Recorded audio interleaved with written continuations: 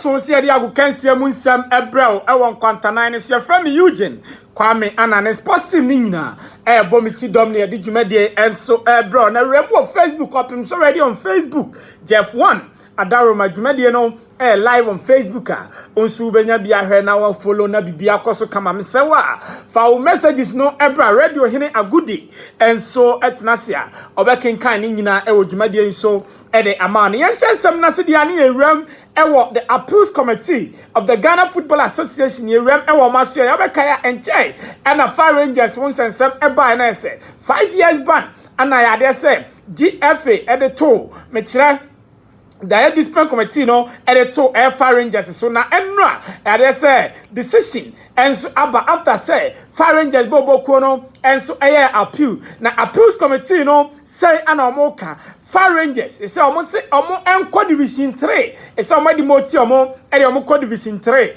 afei Fire Rangers from DFA meche FA Cup 2 years omo ntimi ensia kan enso ewom ana abekaya letter eba na eba ni Fire Rangers no na ya de say letter nim no 5 years ban and I to Fire Rangers so football related activity be ade omuntimi inform hu nsem ade say shareholders and directors omo team ni mu so ade say omo so entimi form hu nsem na nra appeals committee this is in by no na say Fire Rangers ade say directors and shareholders no yes there be ye bani omo free football related activities mo enye ye entini sa ban no metra 5 years ban I the man as shareholders and directors of Fire Rangers no and there's some penifo ayi ni nyina and so e dey free ho ye dey ahonsam no e dey amount e odwumade nam nsan metenasia ye be wura sa ensam nim na afei ya hwese de enema no and so etie ya de wura mu a GF and so e dey coaches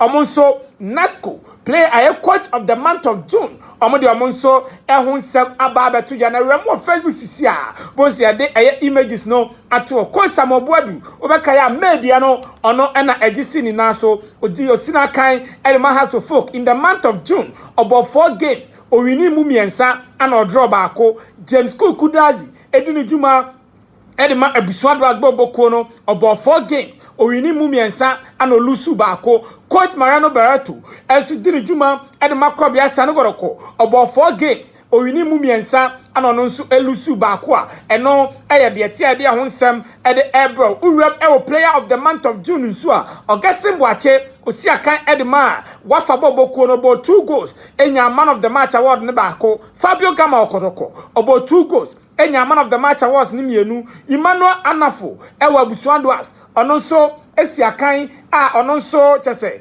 obo onya 2 man of the man awards no e wa the month of June Benjamin Bernard Boateng and esiakan Edma Elmina Sharks bobo konom ono nso ebo 2 goals man of the match award no ono nso enya mu ba ko na say no a player for the month of June ehun ensem any coaches ehun sem ane ye de eto onim ewo enopa eye nkwantanan dwumadie no enso na yewram ewo club issues na yemfa ehun sem kakra enso emna obekaya entai ana nsem ni be deja ewo manmu say team meche as goal any interlight game on boy no na se bet ho sensem ewrewrema na eno ana as goal sporting director Nana Kwasi Darling and some other two ya and it's a player or share no 2 on goals no I say and pen for her no mu investigating the sense so mu de omunim e kwan fast so a player no e ba be share no 2 goals no mu eye as goal bobo kondie omu share 5 great goals and omo and a senti player a friend has me Musa no ono ana o sempen for omo obibi a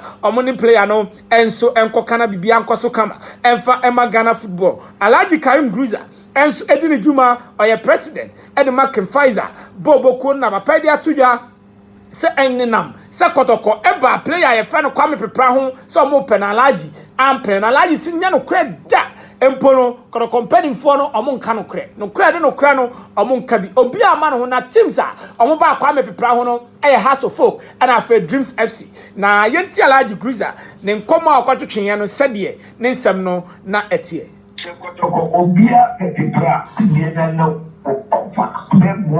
Professor, and the contract of the board, the Buano. Now, on you show up in our Kenya, in the Papa, and in the Beko. 104.7. Protocol 4 extension will be a good for. As you want to grow, they supported the management. You don't know what they are saying. She said, when I will cut it. Protocol plan. This protocol the only proposal they are bringing. This part the proposal by $25,000 future transfer for 20%. And I have to say breath negotiation. Alaja can be by dreams not hard. Pen negotiate 2 years. Sikamaya boy dreams the proposal by Kenny Piano what you want or Menamika.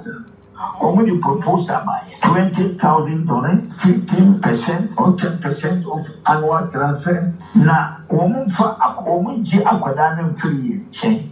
You say end of the season, because of that we are in relegation strategy. Sir, Kotoko never write to us. Kotoko Penny Piano, Kotoko Mayin, from Kwamichi actually, near for you. Minimum is a minimum. Media may come in media. What all kinds of quality. Minimum the power in the young question as a quality in question. Satamu, your butcher, your friend, I know your doom judging, I know you know, if we're butchery, where a large banana, former Kotoko, board member of the 20 year, was here a large banana, a large banana to meet you in Chima, in Coma, no, I don't want you, man, no, discard mama. Further, I know, Omupa, you know, Kurumwa featuring this from Dunja. Mimi Yako, Mr. Kotoko, Umato proposed that break to Fesa. That first in Omukata Omuka, Kwame Plano, Naomi Unya, Jeffy, Boatin Jeffy, board member, Mr. Jeffy, Mr. Jeffy, me Papa, or Penata Pa. Me pauto mami cancer or no or family and I share a Kwame Pro. So Kwame Pro proposal is a thing to be as a member of Kwame. Let me Papa or Bertrand Gabriel no memorable mania. Or Bertrand no memorable mania. They've been a new you more Kotoko or Bra and Cap over Bra. Dreams remaining in the list by Tomusa. Ye Pragodano, G. Mausika, a Benjiama, a Bema Bushiasi, but you are looking at Nawapa, no wine with the man. The rest is say you will pay this, but you won't take the ball to play for them. Jesus, any of them, and when we say, or Mutia, or the Aqualan, one of the man. And maybe this is the one case of the Kotoko. No, for coffee, no, super no for where the people say or no prepare no party. Remember Kotoko, which is the certificate remember one I would see, and no, I am someone like Karim Bruce and I saw the birth certificate, and I remember Kotoko for and I said, then I remember no, it's answer the card, and so I can find a Bobo Conessa. No, I am someone Alaji Karim Gruza, President, and I can find a Bobo Kono, and it to Jaya dear Honsam no, and the Emma, Audu Saka, a legend, Ghana Hanum Nessa, born a day, while Bobia Bob Aquama and Yakobo Bobiano de Tuja, said goalkeeper. Edema intala Bobo ko efre no dance redu mensa no e was sempering for tinitum sisia e was so mo tinitum na me hwehwe mu kakra maye no etese goalkeeper no ono e sojani e wo Cape Coast goalkeeper dance redu mensa no o e sojani e wo Cape Coast ntina mo gusu a omo hwehwe ni nsem ni mana Elmina Sas Bobo ko na se e na mi wi ya de se the club president Dr. Papa Kwesi Indo ana enra Obora team no asia ya na se uhwe sika ewo envelope mo de akoma team na na se enya sika keto akora o promise omo se omo hwe na omo last 2 games aka ewo season nim no omo escape relegation ampa team no escape relegation tianra oni team no asia na remo Facebook mo say yes people no brown envelope pa f suye pa o de ama players no se omo so enyi no omo nkoche na bibia nkoso kama nti uhwe players na ni mo atumu se serious we enya check we physical cash and all day amo so se omo nko na omo so enkonkoche na omo ni na bibia nkoso kama emfa emo miram wa 11 wonders bobo no enso aso na abekaya player ye fe no eye abusule na osi akan edema 11 wonders na team no enso terminate ni contract na ekodan eye player status committee no omo share eye 11 wonders so omo ntua eye sika 33,200 enfa ema player ne san say ne signing on fee ana fe ne salaries ana o say team no etuama no omo entua na no ana abesi na player no omo ntua sika no enfa ema no PFAG